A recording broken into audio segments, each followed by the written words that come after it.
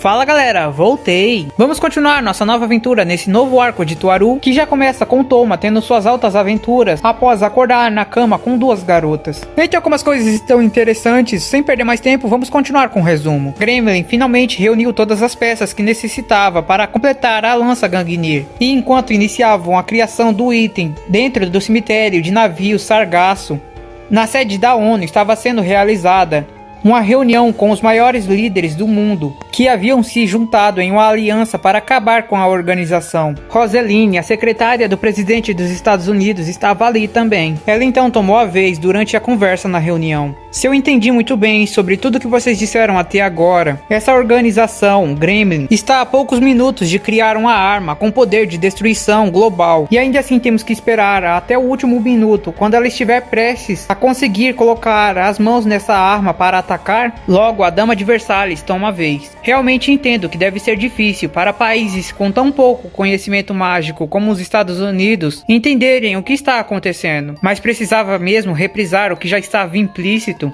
Elizard então toma a vez. Ainda estamos no início da reunião, não vamos esquentar a discussão com detalhes tão triviais. Mas foi exatamente isso que você disse, garota, essa é a única chance que temos. Além do mais, mesmo depois de termos feito toda essa pesquisa e procura sobre onde eles poderiam estar atualmente, a única informação que conseguimos foi que eles estavam em um lugar chamado Sargasso, um cemitério de navios. Mas como está em movimento, não fazemos ideia de onde seja a posição atual deles. Robert Katz é o próximo a falar. Ainda assim, eu não gosto nada disso. Essa falta de informação, esperando para que o tal espião nos entregue a localização, ao mesmo tempo que é excitante, é bem desconfortável. É tipo quando você vê uma mulher andando com saia curta e fica encarando, esperando que em algum momento o vento levante a saia o suficiente para você conseguir ver por debaixo. Eu sinceramente não entendo o que vocês querem dizer quando falam de item mágico capaz de recriar as leis fundamentais do universo. Mas da forma que vocês falaram, eu consigo ter uma ideia que essa tal arma que a organização está criando é como uma ogiva nuclear com capacidade de destruir todo mundo. Se algo assim realmente está sendo criado, preferiria que tivéssemos uma forma de encontrar a localização dessa arma mais fácil, além de ficar esperando uma informação que pode ou não chegar. Elizard fala: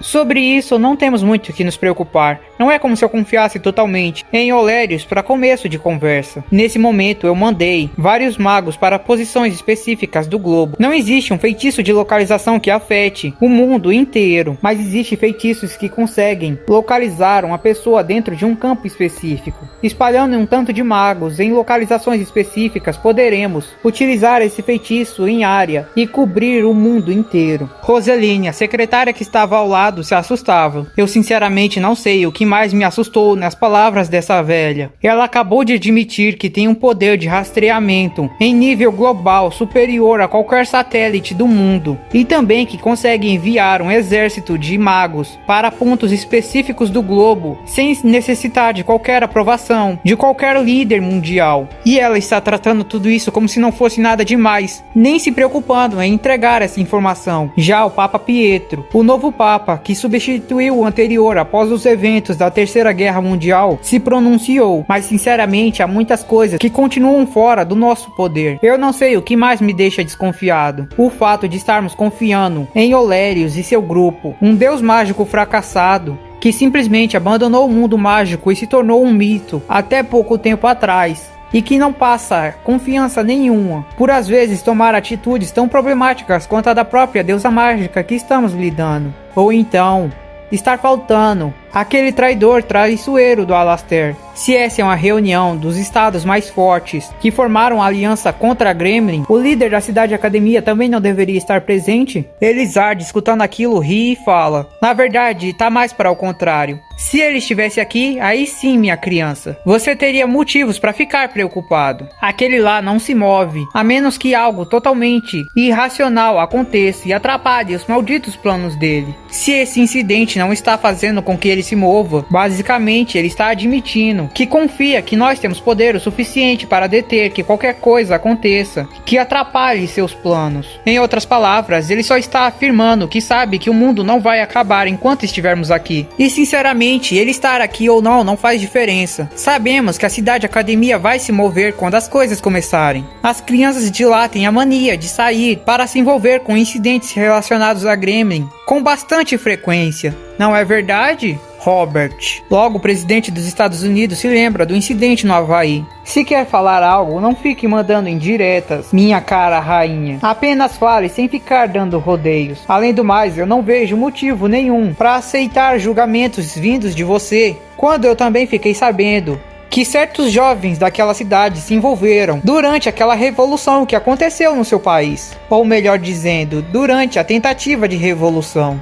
Rosaline interrompe a discussão e fala: de qualquer jeito, vamos parar com isso e nos concentrar no que é importante. Afinal, vocês já discutiram sobre o inimigo e como é importante impedirmos eles de continuar fazendo o que estão fazendo agora. Mas ainda assim, não discutirmos qual será a estratégia de ataque assim que tivermos a informação de onde eles estão. Ela falava isso, mas em sua mente, Rosaline não parava de pensar: por que todos esses líderes têm que ser tão arrogantes? Se eu não estivesse aqui para apaziguar toda vez que eles começam uma discussão como essa, com certeza já teria sido declarada uma nova guerra mundial. Elizard toma liderança na montagem de estratégias de ataque da aliança contra a Gremlin. Ninguém teve nada a contrariar quando isso foi decidido. Afinal, a Elizard era a que mais possuía experiências em batalha anti-mago. Então faremos assim: os Estados Unidos começarão o ataque com seu poder militar, ou seja, armas nucleares, mísseis e o que mais tiverem à disposição. Logo depois, a Itália e a Rússia utilizarão suas magias para incapacitar a movimentação do campo de batalha e causar o máximo de dano possível ao inimigo. E por último, os guerreiros mais fortes da Inglaterra e do Vaticano vão entrar no quartel-general inimigo e iniciar a batalha. Robert ri, então fala: olha só que estratégia. Será que não estão com medo de mostrar que não são tão fortes quanto falam? Assim, os líderes mundiais ao redor olham para Robert e Rosaline fica com a expressão de agora deu ruim. Seguindo essa estratégia, é provável que vocês nem tenham que agir. Se vamos iniciar o ataque utilizando todos os mísseis e armas que os Estados Unidos têm à disposição, é possível que os outros nem precisem agir. Saiba que já foi autorizado até mesmo o disparo de armas nucleares e dos mísseis anti-bunkers que espalhamos entre os quartéis generais do mundo. A dama de Versalhes, que estava ao lado, ri e fala: e como eu disse, parece que temos que explicar 2 vezes as coisas para o maldito país que entende tão pouco sobre a magia. Robert fica encarando ela, mas é Elizard quem fala: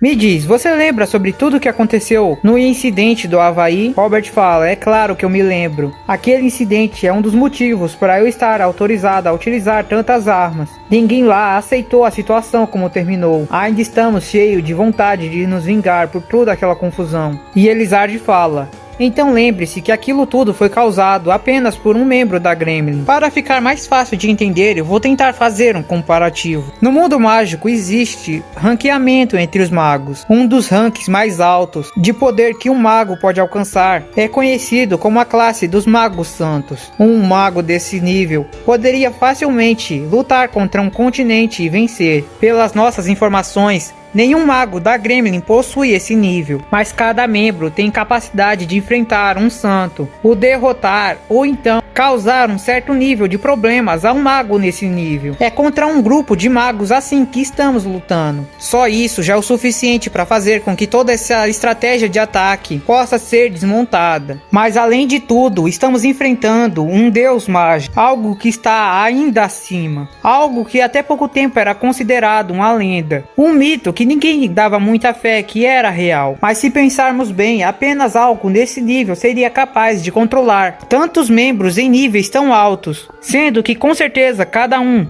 tem seus próprios objetivos e com certeza nunca trabalhariam em conjunto, a menos que fosse para uma pessoa com um poder muito maior. Quando eu fiz essa estratégia, para você pode ter parecido que era uma estratégia até injusta se estamos enfrentando apenas um grupo de pessoas, mas a verdade é que essa estratégia é ao menos para termos uma chance pequena de conseguir deter os planos dela, a impedindo de conseguir o poder completo. Eu nunca sequer cogitei que com essa estratégia teríamos chance de derrotar matar Ótinos, apenas de impedi-la. Ao escutar aquilo, Roberts fica quieto. E a dama de Versalhes fala: é como você disse, eu ainda não tenho muitas expectativas nessa estratégia. Mesmo com tudo isso, ainda estaremos fazendo um ataque extremamente arriscado, pois ele será feito quando ela estiver mais distraída, ou seja, quando estiver a passos de conseguir seu poder, não é? Se for assim, ainda há grandes riscos da estratégia fracassar. E Elizarde fala: mas para isso também temos a nossa carta na manga, que servirá como a arma secreta, caso essa estratégia falhe. Assim Crans, que estava quieto a maior parte da reunião, fala: o Imagine Breaker, não é? E a visão é mudada. Agora estávamos no pequeno apartamento de Toma, no Distrito 11, onde um Toma, ferido com diversas marcas de mordidas pelo corpo, estava deitado no chão, enquanto escutava a discussão de Index e Lessar. Index brigava porque para o café da manhã ela acreditava que o certo a se comer tinha que ser ovos, arroz e um bom bacon.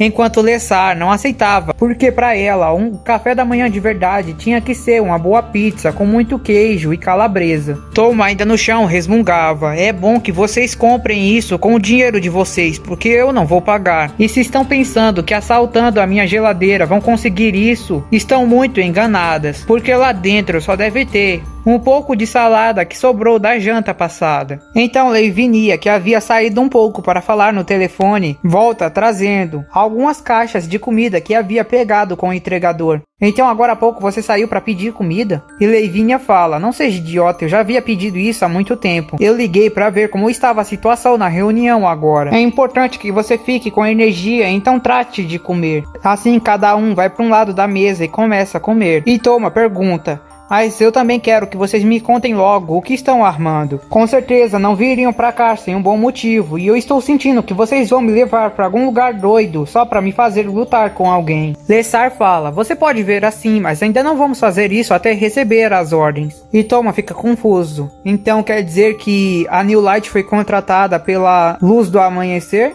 E Lavinia fala: não seja idiota, a gente não contrataria um bando de mercenários. Não em situação normal, pelo menos. Mas agora não foi a gente que contratou eles. Todos nós estamos sob ordens da Aliança Anti-Gremlin, que foi formada pelos líderes dos países mais fortes, que estão agora em reunião decidindo o que devem fazer sobre a atual nova ameaça que a Gremlin representa. Toma olha com uma cara de estranheza. Nova ameaça? A Gremlin já tá agindo já faz vários dias. Olha o tanto de confusão que eles fizeram, e agora eles decidiram montar uma aliança contra ela? E você disse principais líderes mundiais? Como a coisa cresceu a esse nível? Um dos motivos para essa aliança foram essas ações da Gremlin que você estava se referindo. O castelo radiosonda que sobrevoou a Inglaterra e quase caiu na cidade Academia. O ataque interno aos Estados Unidos durante a confusão das ilhas do Havaí. A destruição completa de uma das cidades da Europa, ou seja, o incidente das cidades bagagem. Basicamente, a Gremlin saiu por aí atacando a torto e a direito sem se importar com nada. E os líderes mundiais não gostaram nada disso.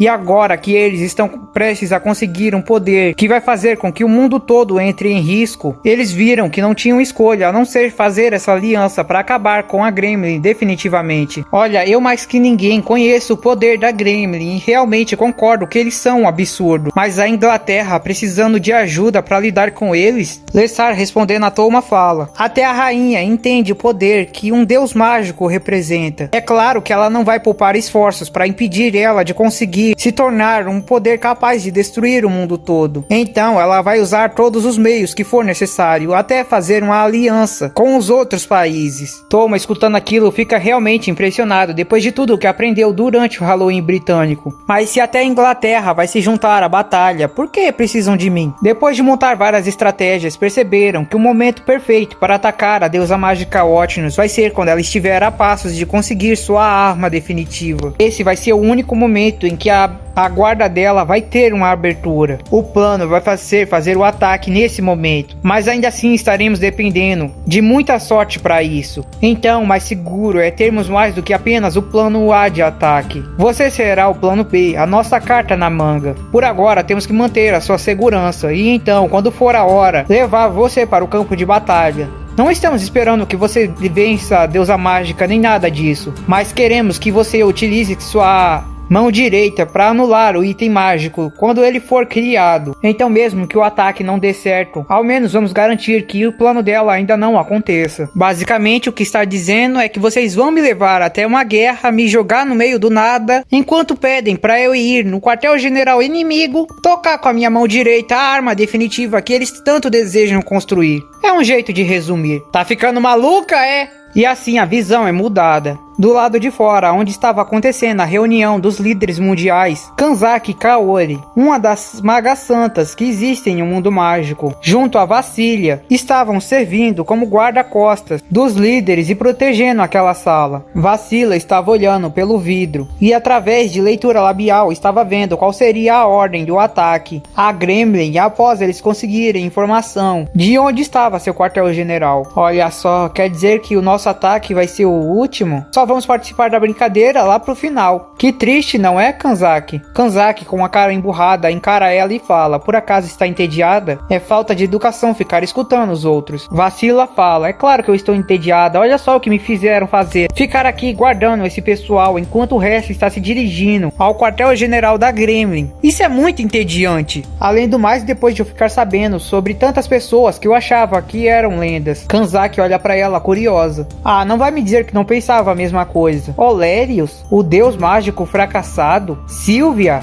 a lendária empregada santa, um deus mágico verdadeiro, um grupo herege que uniu a magia e a ciência para fazer ataques a nações inteiras. Olha o nível que as coisas alcançaram. Como podem me pedir para ficar aqui protegendo eles quando pessoas tão incríveis estão por aí? Para você deve ser fácil, porque pelo que eu escutei, você já enfrentou um desses membros. Mas eu até agora não tive uma única luta que sequer. E ainda fico sabendo que vou ser enviada por último. Kanzaki, encarando, fala: eu ainda não tenho certeza se acredito na existência desse tal deus mágico. E Vassila olha pra ela. Então, contra quem você acha que esse pessoal está lutando? Kanzaki, olhando, fala: eu acredito que só a existência de um grupo com pessoas tão poderosas quanto aquela que eu enfrentei já é problemático o suficiente para que essa reunião aconteça. Mas também eu acredito que existem muitas coisas acontecendo que não fazem sentido. Então eu só posso chegar na conclusão de que algo está acontecendo que nem mesmo eu possa entender. Mas de uma coisa eu tenho certeza: se não determos a Gremlin, muitas pessoas inocentes vão acabar se machucando e morrendo. Então, existindo um deus mágico ou não, se eles me pedirem para ir eliminar o grupo, eu vou sem dúvida nenhuma. Vassila começa a rir e fala: olha só, no fim você é exatamente igual a mim. Está louca por uma batalha contra pessoas fortes. Então, enquanto Kanzaki encarava dentro da sala de reuniões, a visão novamente é mudada. Nesse momento, Toma estava em um ponto de ônibus junto a Index, Lessar e Leivinia, esperando um ônibus. Mas então, senhorita Leivinia, poderia me explicar a situação atual? Eu já expliquei mais de uma vez para você. Eu já disse tudo que precisava saber sobre a aliança e sobre o grupo de Ótinos, que estamos esperando a ordem dos superiores para podermos agir. Toma fala: isso eu entendo muito bem, mas poderia me explicar por que você está sentada em cima de mim e a Lessar está dormindo apoiada em mim aqui? Olhando para cima e encarando Toma, Leivinia fala: o que você queria que eu fizesse? Eu estou de saia, queria mesmo que eu sentasse sobre esse banco frio, usando uma roupa assim? É claro que não. Toma fica encarando: espera. Não fui eu que fiz algo de errado, por que eu estou recebendo essas reclamações? E enquanto isso, ele conseguia sentir a energia negativa vindo de Index, que enquanto estava olhando para ele, afiava seus dentes. Ei, Indexan, não se esqueça que eu já levei a mordida de hoje. Vamos evitar que eu morra por falta de sangue, tudo bem? Quando Toma acaba se movendo para falar com Index, ele move um pouco o seu braço, que acaba tocando o seio de Lessar. E enquanto ainda estava meio adormecida, ela acaba soltando um barulho que parecia um gemido. E então Index não aguentou. Ai, agora eu vou morrer. E novamente voou na cabeça do garoto. E assim a visão novamente é mudada. Agora estávamos vendo uma fortaleza voadora que estava sobrevoando a Inglaterra. Era uma área gigantesca. E em cima, além de alguns aviões, também possuía vários magos, mas 3 daqueles magos se destacavam na multidão. Os 3 eram magos extremamente famosos. Há um certo tempo atrás, cada um tinha poder para fazer com que uma nação tremesse diante deles. Mas após certos acontecimentos, os 3 acabaram sendo presos na Torre da Inglaterra e agora finalmente ganharam uma libertação provisória para ajudarem nesse conflito que estava acontecendo. Aqueles 3 magos eram Carissa, o Cavaleiro Líder, e William Warnell, que há um tempo atrás era conhecido como Aqua, do assento direito de Deus. Carissa fala: ai, como eu estava sentindo falta desse ar puro de fora daquela maldita torre. Mas sinceramente, para terem pedido a nossa ajuda e para terem deixado a gente sair, a situação deve estar bastante complicada. Me pergunto o que a minha mãe estava pensando. Carissa fala enquanto ria da atual situação da Inglaterra. Depois ela olha para William e fala: e você também vai ajudar, senhor machão? Aposto que mesmo que você não tenha mais os poderes de antigamente, ainda vai ser um ajuda em tanto com esses músculos gigantes que você tem. Após os acontecimentos na Terceira Guerra Mundial, Aqua acabou perdendo grande parte de seu poder, mas ainda assim era um mago extremamente poderoso, embora tenha perdido a sua classificação como santo. Aqua fala: é claro que eu vou ajudar, sabendo os riscos que a Inglaterra está correndo. Eu não podia ficar parado. Carissa ri e fala: sei. Finge que você está realmente lutando pela Inglaterra, que eu finjo que acredito. Mas no fundo, nós dois sabemos que você está fazendo isso pelaquela minha irmã. Mas se você não quer admitir, já o Cavaleiro Líder que estava ao lado começa a falar: mesmo assim, eu vejo vários magos que eu não conheço por aqui. Se me lembro bem, aquela garota deve ser Misha Kreatov, não é? Ele fala olhando para um grupo de magos que estava indo para a segunda fortaleza voadora. E Carissa novamente toma a vez. É muito estranho pensar que a Inglaterra está dependendo de outros países. Mas é mais estranho ainda pensar que estão dependendo de traidores como nós. Pelo que eu escutei, até aquela santa maluca da Sylvia vai participar disso. Espero que o inimigo realmente seja divertido e que faça valer a pena eu ter saído daquela prisão. William olha pra ela e fala: espera, agora há pouco não estava falando que era bom o ar de fora da prisão? O Cavaleiro Líder, olhando para William, fala: não se esqueça que está falando com a princesa da Inglaterra. Ela tem o direito de ser orgulhosa e fingir que só saiu de lá porque eles insistiram muito e não porque ela queria sair. Carissa olha para trás e fala: não se esqueçam que eu estou escutando tudo. A verdade é que após o incidente que envolveu os 3 e suas prisões, Elisard nem ao menos havia ordenado que os 3 fossem presos. Isso porque ela respeitava o poder dos 3 e ainda acreditava que seria útil ter eles, mesmo que um dia eles voltassem a tentar um ataque para tomar o poder da Inglaterra. Mas os 3 se negaram. Após perderem, cada um decidiu ir para a prisão e se enjaularam lá dentro por vontade própria. E só saíram dessa vez porque a própria Elisard foi pedir ajuda para proteger a Inglaterra. Os 3 eram pessoas extremamente orgulhosas, mas no fundo os 3 também queriam proteger a Inglaterra. E então Carissa fala: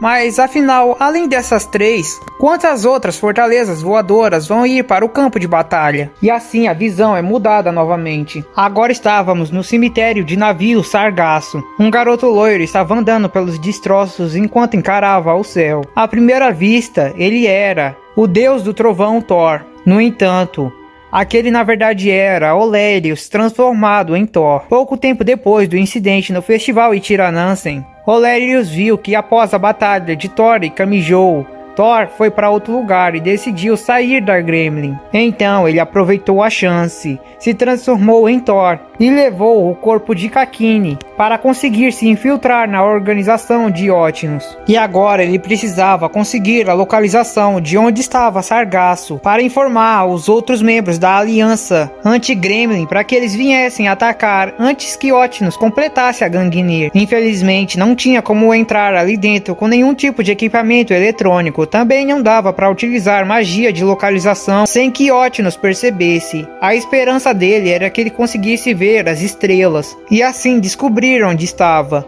No entanto, não importa quanto tempo passe, as nuvens que estavam sobre o céu não sumiam. Ele agora tinha certeza, aquilo devia ser feito de Ótinos. Ele precisava achar uma forma de encontrar a localização daquele lugar sem atrair a atenção de Ótinos ou dos outros membros. Afinal, se eles o atacassem ali, sozinho, Com certeza, até mesmo Olérios iria morrer. Enquanto caminhava, ele se depara com Marian. Ele vai na direção dela e a aborda sobre o que ela estava fazendo agora. Ela estava esquentando a forja e preparando os primeiros materiais, enquanto esperava Kagon trazer o corpo de Kakini. Aproveitando a chance que ela estava sozinha, ele começa a conversar com ela e fala sobre as ordens de Otnus de proteger aquele lugar e de já lutar com tudo utilizando o poder total. Mas ele lembra de uma coisa: quando eu utilizo o poder do All Might com força total, eu acabo bagunçando as linhas leis ao redor. Sua magia necessita de um ponto de linha lei forte, não é?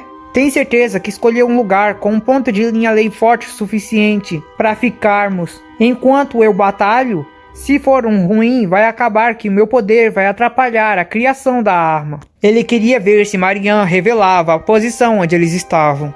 Ah, não se preocupa com isso, esse lugar inteiro já é um ponto bem forte de linha lei. Então, mesmo que o navio continue se movimentando, as linhas vão também. E não vai ficar bagunçada, porque esse não é o único. Mujugander, o gigante, está aqui, esqueceu? Depois ela olha para uma parte do navio que parecia ter uma montanha gigantesca. Aquele gigante monstruoso é como um ponto de referência das próprias linhas leis também. Parece que elas entendem ele como se fosse uma montanha mágica ou algo do tipo. Por isso não importa muito onde o navio esteja agora. As correntes da linha lei que estão sobre o lugar já vão ser fortes o suficiente. Então você pode lutar com tudo sem ficar preocupado com isso. Mas eu nunca pensei você pensando em tantos detalhes. Será que perder o braço, depois que Otnus se zangou com você por ter perdido Fraulein, fez você ficar um pouco mais responsável, Thor? Bom, de preferência, só não quero perder outro braço. Então, Marian começa a rir daquele comentário. Mas foi um pouco estranho, normalmente você regenera tão rápido. Daquela vez eu até fiquei um pouco preocupada porque demorou mais do que o normal. Bom, eu já estava cansado das batalhas que eu travei dentro da cidade academia. Marian então fala: será que você pode ir até onde está o Kagon ali dentro do laboratório, ver se o corpo de Kakini já está pronto? Ah, tudo bem.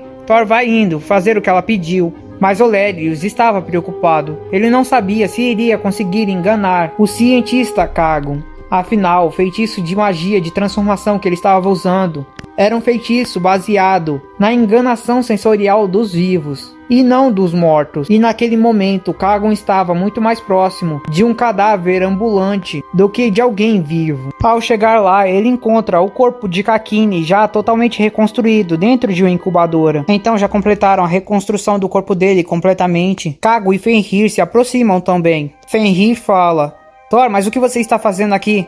Você não estava responsável pela proteção desse lugar? Olhando para eles, ele responde: Ah, Marian havia me pedido para levar o corpo de Kakini. Mas Kagon age de uma maneira estranha e começa a se aproximar dele. Olérios fica preocupado que ele tenha percebido. Fenrir nota um barulho estranho vindo de uma das máquinas que estava conectado à incubadora, enquanto os dois continuavam a se encarar. Marian então chega e fala: Mas que droga, Thor, por que está demorando tanto? Mas de repente Fenrir nota que dentro da incubadora, o corpo de Kakini havia aberto os olhos. Marian, olhando para ele, fica impressionada. Incrível, o corpo dele acabou de conseguir estabilidade e já acordou? Espera, ele acordou? E lá dentro, Kakini, olhando tudo aquilo, começa a ter memórias de quando ele também foi colocado na incubadora após a primeira morte. E quando foi acordado por Kihara e Yuitsu, ele sentiu a mesma coisa. Ele logo pensou e entendeu que aquelas pessoas eram outros cientistas que queriam utilizar seu poder. Ele começou a rir e falou em sua mente: mas dessa vez não vai acontecer como daquela. De suas costas, mais de 100 lanças de matéria negra começam a sair. Todas vão com toda a força e velocidade na direção dos membros da Gremlin que estavam na sua frente. E de repente toda aquela incubadora se quebra e ele sai para fora. Kakini começa a gargalhar de felicidade com seu poder e com seu renascimento. Roupas de matéria negra começam a se formar. Vários clones dele começam a aparecer. As asas gigantes que saíam de suas costas alcançavam os céus. Kakini falava: seus tolos, se vocês tivessem feito isso antes, até poderia funcionar, mas não agora. Agora eu sou tão poderoso quanto um deus. Eu sou um com a matéria negra. Eu sou aquele que supera até o número 1. Eu sou Kakini Taito, o imortal. Enquanto isso, em uma montanha ao lado, todos os membros da Gremlin ficavam observando ele. Marian falava: olha só, ele tá felizão, hein? Fenrir fala: É claro, ele acabou de renascer, mas ele acha mesmo que aquilo nos acertou? E então, Kakini atrás deles aparece, mesmo que não tenha acertado. Eu só preciso continuar até acertar. E lanças de matéria negra foram na direção deles, mas novamente cada um desviou rapidamente, sem nenhuma preocupação. E mais Kakines apareciam. Olha, vocês até são bons em fugir. Vão servir como aquecimento, até porque agora eu estou sentindo mais poder do que nunca. Será que foi porque agora eu consegui ter uma nova compreensão sobre a consciência depois do que eu vi aquele maldito besouro fazer comigo? Não, é mais que isso. Meu corpo agora está completamente estável, mesmo comigo tendo entrado dentro do reino da matéria negra. Marian fala: ei, pare de roubar os créditos, isso é graças a mim. Eu consegui notar que seu corpo antes estava instável. Não devia conseguir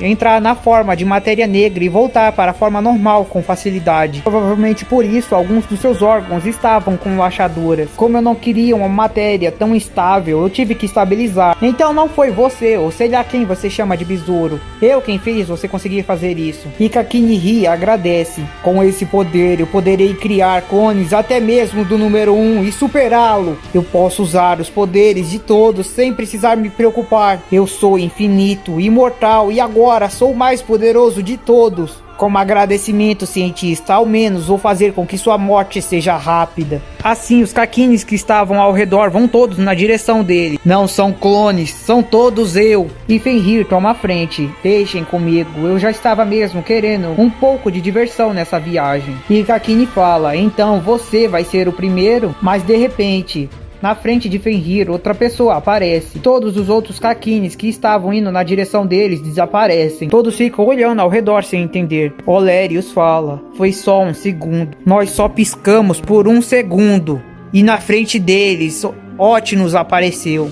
Kakini sente algo estranho olhando para aquela pessoa. E então fala: ah, então a líder desse grupinho sentiu a minha presença e veio lidar comigo pessoalmente, Fenrir fala: não precisava vir, eu podia cuidar dele. E Otnus olha pra ele e então diz: não, já foi barulho demais. Assim eu não consigo dormir. E Fenrir fica quieto, nem sequer pensa em responder. Marian grita pra Otnus: ei, não se esqueça que ele vai ser uma peça da lança. Pode acabar com ele, mas se lembre de deixar um pedaço pra gente utilizar. Olérios entende que Otnus vai lutar com Kakini e começa a pensar. Ele lembra da batalha de Kakini contra Accelerator. Naquele tempo ele tinha um certo nível de poder. Se o Kakini de agora superou os poderes daquela batalha, ele deve conseguir distraí-la por um segundo que seja. Eu preciso prestar atenção.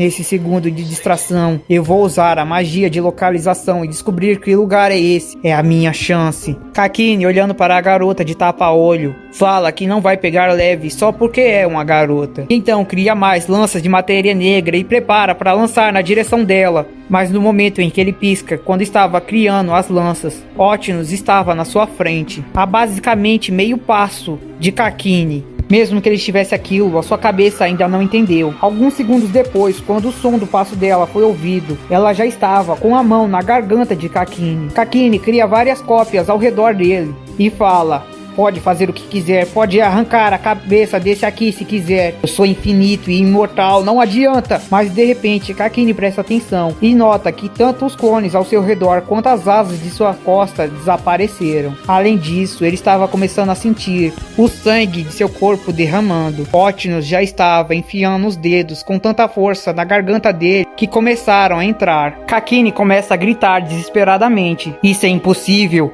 Isso é impossível, porque eu não consigo utilizar os meus poderes! E Otnus, apenas o encarando enquanto sufocava e cuspia sangue, falava: é que eu achei que seria engraçado. Kakini começa a olhar para ela, enquanto sentia sua garganta sendo tão apertada que parecia que o osso de seu pescoço iria quebrar. Você vive se gabando do seu poder. Então eu fiquei pensando como seria que você iria agir quando eu apagasse o seu campo AIM, te tornando um mísero humano comum e apertando sua garganta. Quando você se tornasse alguém tão frágil que poderia morrer apenas com eu apertando um pouco mais. Enquanto engasgava com o próprio sangue, Kakini falava: isso é impossível, ninguém pode fazer isso, ninguém. Mas Otnus, apertando ainda mais, responde: errado.